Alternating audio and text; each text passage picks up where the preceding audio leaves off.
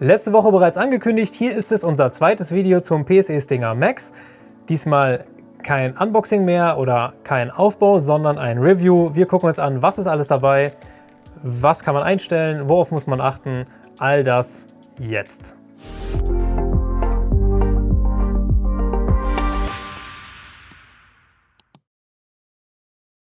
Der Name Stinger ist bei PSE ein alter Bekannter. Es gibt ihn schon länger in verschiedenen Versionen und er steht seit jeher für die Einsteigerserie im Compoundbogenbereich.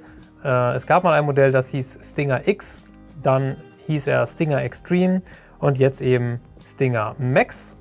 Das ist die Version 2020 auf den Markt gekommen, also letztes Jahr schon. Wir sind ein kleines bisschen spät dran mit unserem Video, aber unser Channel existiert ja auch noch nicht so lange.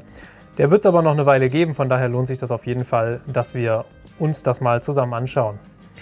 Es ist, wie gesagt, ein kurzer Einsteiger-Jagdbogen, also universell mehr oder weniger, natürlich nicht unbedingt für Target Compound gedacht.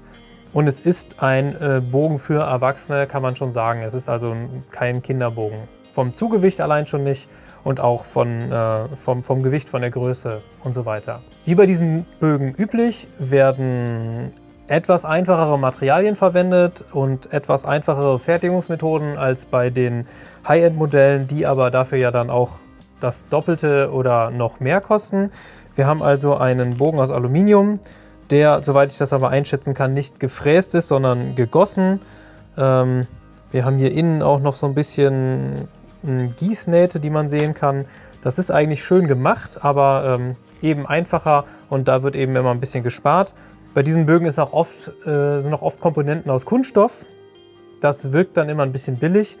Da kann ich schon mal sagen, sticht der Stinger Max eigentlich hervor und verwendet eben doch sehr viel Aluminium und sehr viel stabile Bauweise. Vorweg sage ich im Fazit später auch noch mal was dazu, aber macht einen echt stabilen Eindruck für den Preis, den er kostet. Dann möchte ich doch mal die Basic Facts, die grundlegenden Daten und Fakten durchgehen des Bogens. Wir haben einen Axle-to-Axle Länge von 30 Zoll, also einen Achsabstand. Wir haben eine Standhöhe von 7 Zoll. Wir haben einen Let-Off von 80% und der Bogen wiegt mit allen Teilen, also inklusive Bogenköcher, den ich hier neben mir liegen habe, 2,4 Kilo. Ist also relativ leicht im Vergleich, muss man ein bisschen sehen. Gibt leichtere Bögen, aber er ist auch nicht auffällig schwer, kann man auch nicht behaupten. Der Vorgänger vom Stinger Max, der Stinger Extreme, war 32 Zoll lang, also auch wieder Achsabstand, Axle to Axle, und hatte 75% Let-Off.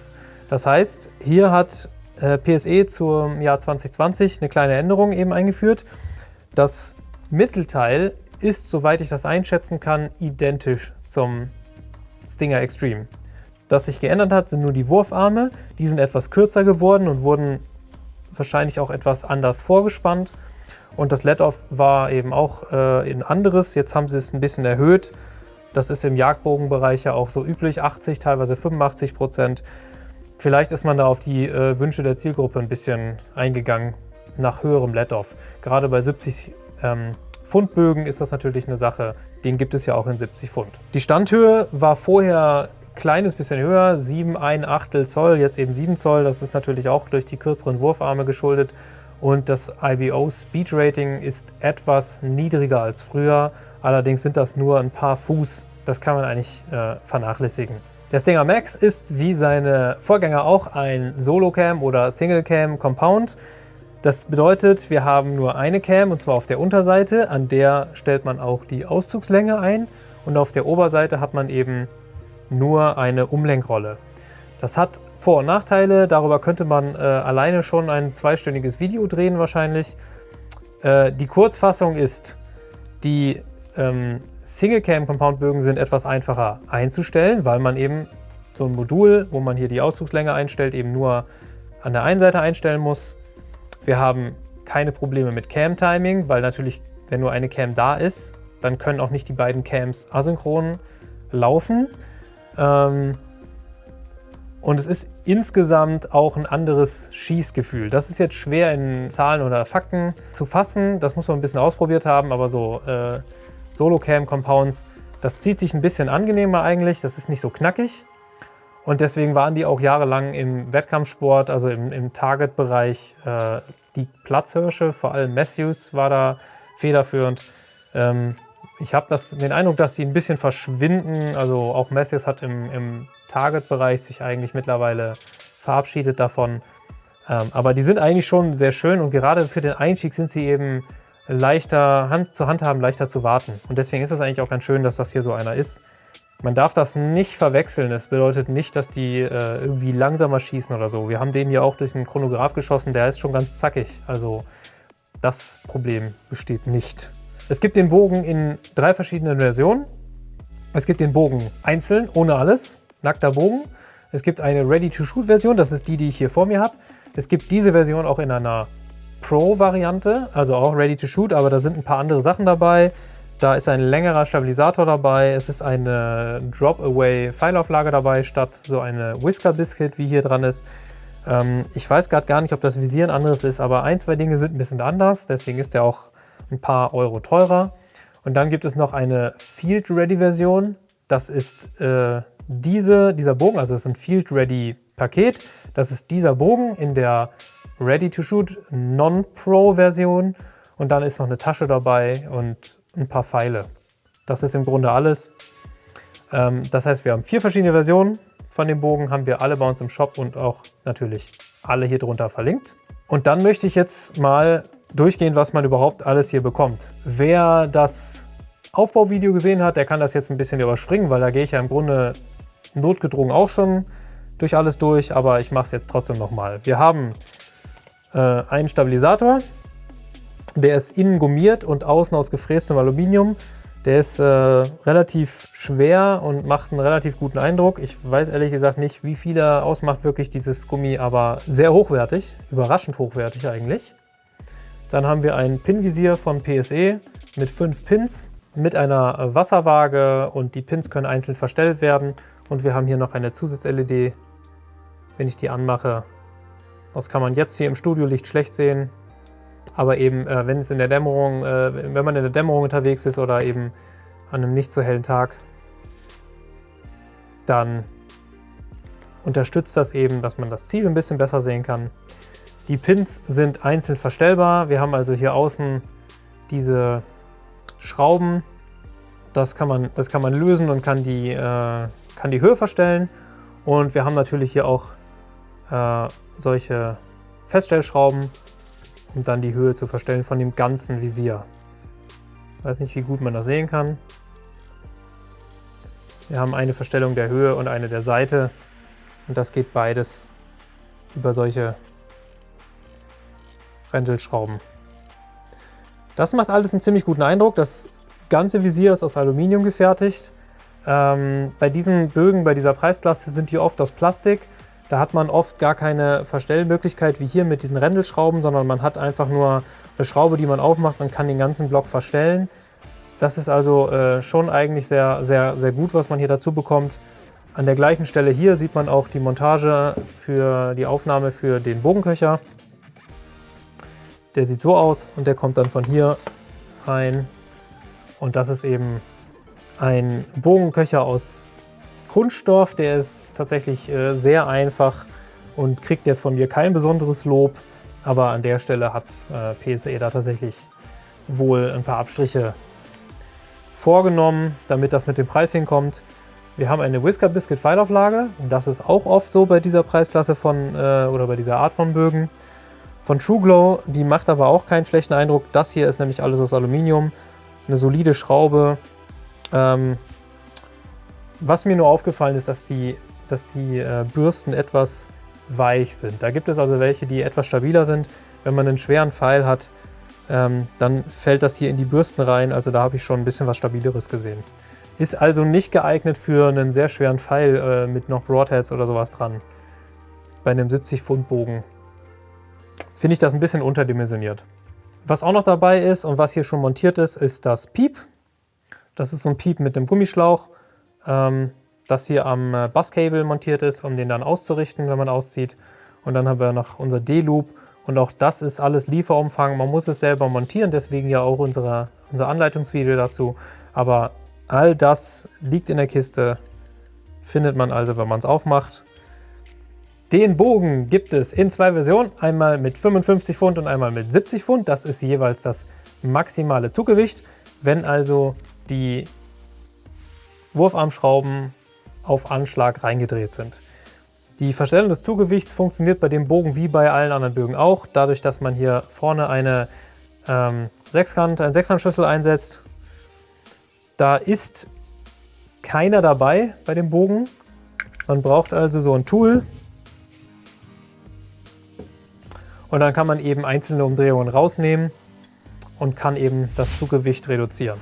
Dazu ist immer wichtig, dass man das auf beiden Seiten gleichzeitig macht. Also man dreht eine Umdrehung oben raus, eine Umdrehung unten, zieht dann wieder aus, entweder mit einer Bogenwaage oder auch nicht und kann das auch nach Gefühl machen, bis man das Gefühl hat, das Zuggewicht, das passt einem. Bei dem Bogen können 15 Umdrehungen rausgedreht werden. Das ist extrem viel. Wir können also das Zuggewicht in einem sehr großen Bereich einstellen. Das ist aber auch bei diesen Einsteigerbögen oder bei diesen einfacheren Compound-Bögen in der Regel so. Die sollen einen sehr großen Bereich abdecken. Aber PSE ist grundsätzlich dafür bekannt, einen großen Einstellbereich zu haben. Also selbst die Target-Bögen von PSE kann man, ich glaube, wenn mich nicht alles täuscht, dass es keinen Bogen gibt bei denen im Sortiment, den man weniger als 26 oder 25% runterdrehen kann. Und das ist halt schon echt eine Menge. Im Target-Bereich kann man oft nur 10 Pfund einstellen. Bei diesem Bogen sind es also nach technischem Datenblatt von PSE 60% Reduktion des Zuggewichts, die wir einstellen können. Das bedeutet auf 28 Pfund oder auf 22 Pfund, je nachdem, ob man die 70 Pfund oder die 55 Pfund Variante hat. Das ist aber noch ein bisschen komplizierter und nicht linear und wie auch immer. Und das ist bei diesen Bögen immer ein bisschen komplizierter. Das habe ich also auch im Video zum Cruiser G2 von Bear schon ausführlich besprochen. Und hier wird es eigentlich noch ein bisschen komplizierter. Denn wir haben 2 verschiedene Settings an der Cam. Wir haben hier unten eine Rille, an der steht einmal Performance. Wo steht's? Hier. Das wird jetzt sehr schwer, weil da ist das Kabel drüber. Darunter steht Performance. Und hier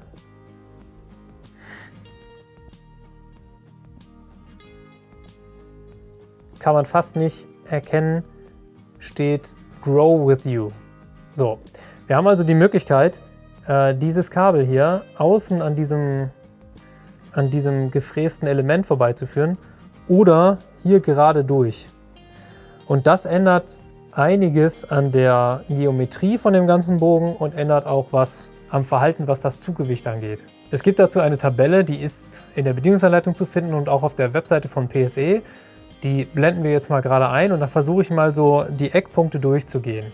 Das ist jetzt ein 55 Pfund Bogen, eben die 55 Pfund Version.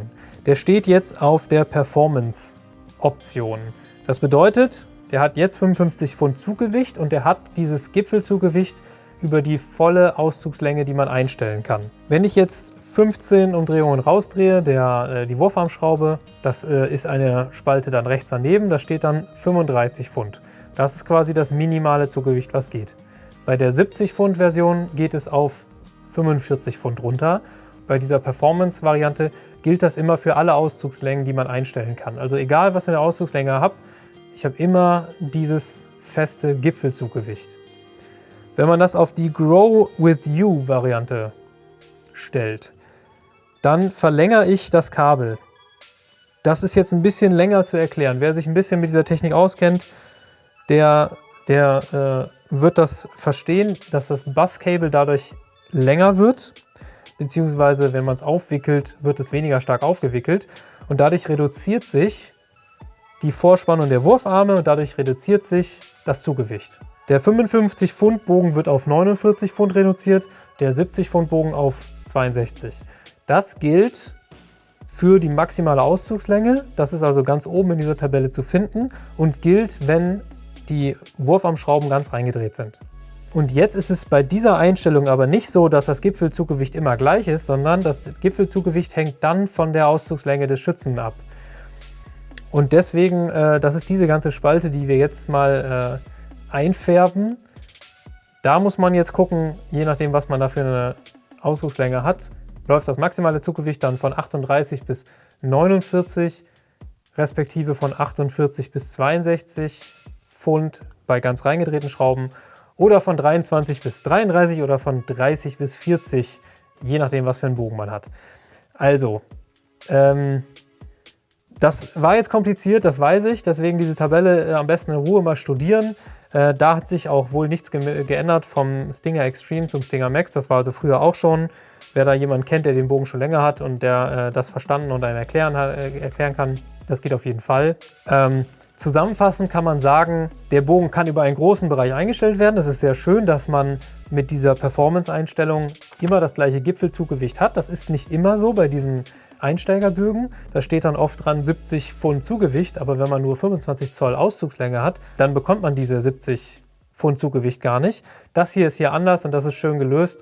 Und auf der anderen Seite des Spektrums, wenn man eben jüngere Schützen hat oder Leute, die eben noch nicht so viel Zuggewicht ziehen können oder wollen, hat man eben auch die Option, auf diese Grow With You Edition oder diese Grow With You Einstellung das zu stellen und entsprechend so weit runterzudrehen, dass man wirklich weit runterkommt.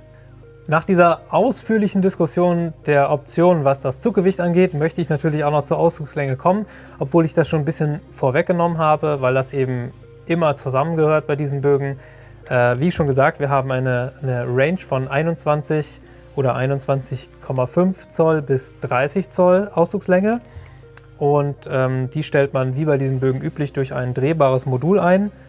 Das haben wir hier unten, da haben wir von A bis P Buchstaben und hier diese Schrauben und auf der Rückseite findet sich dann eben das Modul hier oben. Das ist, wo das Kabel drüber läuft. Und dann haben wir hier den Stop. Das ist ein Cable Stop, der also hier gegenläuft, gegen das Buscable. Das wird geändert mit einem Torx-Schlüssel. Und das ist vielleicht etwas blöd, weil da ist nämlich auch der passende gar nicht dabei, wenn mich nicht alles täuscht. Ich habe da nur einen 6er-Schlüssel gesehen. Das ist bei den Compound-Bögen mittlerweile aber häufiger so, dass da Torx verwendet wird. Ich finde das eigentlich auch eine ganz gute Sache. Da braucht man also einen Torx für. Da kann man zum Beispiel hier das Tool nehmen von Bontus. Das ist eben auch eins von diesen Kits und das ist eben, da sind nur Torx-Größen drin. Ansonsten, wenn jemand sowas schon hat, T15 wird hier gebraucht und dann kann man eben hier das öffnen und kann das eben umsetzen. Da sollte man sinnvollerweise auch beides umsetzen, das Modul auf die entsprechende Ausschusslänge und eben auch den Stopp. Ich habe das jetzt auf 29,5 Zoll eingestellt, das ist Factory Preset auf 29 Zoll eingestellt. Ist aber auch keine große Sache. Eine Sache muss man beachten, viele Module in diesem Bereich, die löst man und da hat man dann ein anderes Loch, wo man die Schraube wieder reinsetzt. In dem Fall hier ist das ein Langloch und auf der Unterseite auch. Aber man muss die trotzdem mindestens 2 Umdrehungen oder man sollte sie 2 Umdrehungen lösen. Das steht auch in der Anleitung, weil hier, das kann man so ein bisschen sehen, da ist ein kurzer Stift, der steckt von unten in dem B-Loch in dem Fall hier. Und wenn man das zu wenig löst, dann kommt der nicht raus. Und dann hat man beide Schrauben lose, aber kann es immer noch nicht drehen. Also man muss es ordentlich weit lösen, dass man es nach hinten rausdrücken kann, diesen Stift und dann versetzen. Wer da eben sich wundert, warum er es noch nicht bewegen kann, obwohl er es schon gelöst hat, vielleicht war es noch nicht genug. Jetzt habe ich so viel über den Bogen geredet, Auszugslänge, Zuggewicht, was man wie einstellen kann und so weiter und alles ein bisschen trockene Theorie. Jetzt denke ich, müssen wir doch wenigstens mal 1, 2 Schüsse sehen.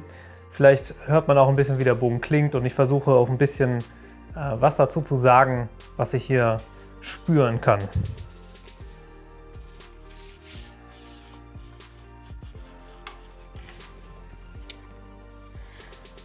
So, ich habe jetzt hier meinen Trueball Trigger Release. Den Bogen würden die meisten jetzt vielleicht mit einer Handschlaufe schießen, aber das soll jetzt hier an der Stelle uns nicht stören.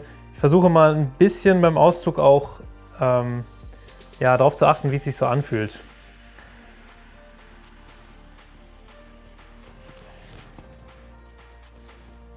Also Es ist schon eine ziemlich softe Wall, die man hat. Ich weiß nicht, ob man das erkennen kann, aber ich kann hier noch ganz ordentlich ziehen. Das ist, ich würde mal sagen, geschuldet eben diesem Single-Cam-Geschichte, dass ich hier nicht so viel, also dass ich nur an einer Seite den Stop habe, nämlich an der unteren Cam. Also diese 80% Let-Off, die spüre ich hier eigentlich nicht. Es gibt andere Bögen, da ist dieses Verhältnis oder ich glaube, es ist einfach so schnell der Moment, wo das Valley aufhört und das Gipfelzuggewicht kommt, das ist halt sehr steil und das ist hier sehr angenehm. Also man, sowohl beim Ausziehen als auch beim Absetzen hat man eigentlich nicht das Gefühl, dass man so einen krassen Jagdbogen schießt. Also das ist tatsächlich, obwohl es 80% sind, finde ich sehr einsteigerkompatibel.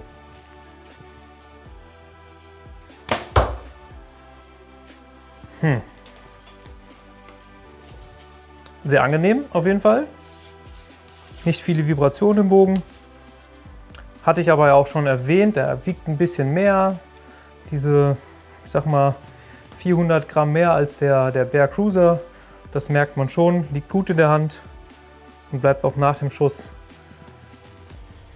ganz gut stehen.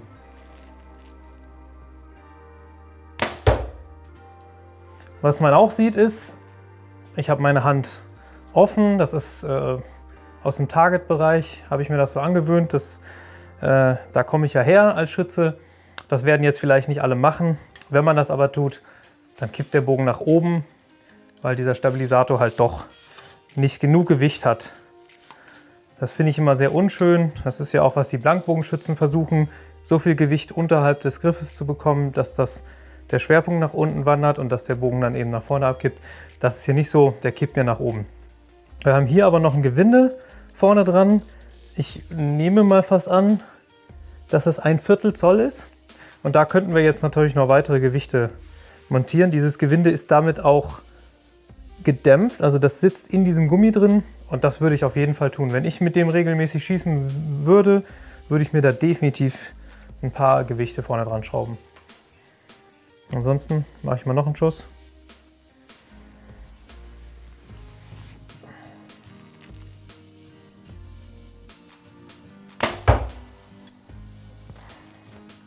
Ansonsten gibt es da nichts auszusetzen. Also ich muss wirklich sagen, es zieht sich schön, es schießt sich schön. Es sind halt auch nur 55 Pfund. Das ist auch eher meine Kragenweite. 70 Pfund Bögen sind überhaupt nicht meins, gefallen mir nicht, würde ich freiwillig auch nicht schießen wollen. Wirklich schön. Und wenn man den jetzt noch ein bisschen runterstellt, für die Einsteiger, die auch sagen 55 ist noch ein bisschen viel, sehr, sehr schönes Teil. Also da gibt es wirklich nichts dran auszusetzen. Vom Schießen her, vom ganzen Zug. Wie gesagt, die Wall ist vielleicht ein kleines bisschen schwammig, aber das sind Details. Das ist eigentlich ein bisschen unfair bei einem Bogen von der Preisklasse, da jetzt noch mehr ins Detail zu gehen und da, sag ich mal, die Kleinigkeiten zu finden. Unterm Strich wirklich ein gutes Teil. Den PSE Stinger Max gibt es in 7 Farben. Und zwar sind das Schwarz, Weiß, Grau, Lila, Mossy Oak Country, True Timber Strata und Muddy Girl. Den Bogen gibt es in allen Farben. Die Ready-to-Shoot Kits gibt es nicht in allen. Das, was ich hier in der Hand habe, gibt es nur in Schwarz, Mossy Oak Country und True Timber Strata. Da hat PSE halt gesagt, okay, die Leute, die so ein Fertig-Kit oder so ein Ready-to-Shoot-Kit haben möchten, die werden da wahrscheinlich mit in den Wald gehen. Die wollen wahrscheinlich ein Camo-Muster oder Schwarz, das sind die üblichen Farben. Und deswegen, wenn man eben den in Lila oder in Weiß haben möchte, kriegt man den Bogen aber eben auch so und kann sich den selber zusammenstellen. Was fehlt noch? Das Fazit. Also, ist der Bogen was, kann er was oder nicht?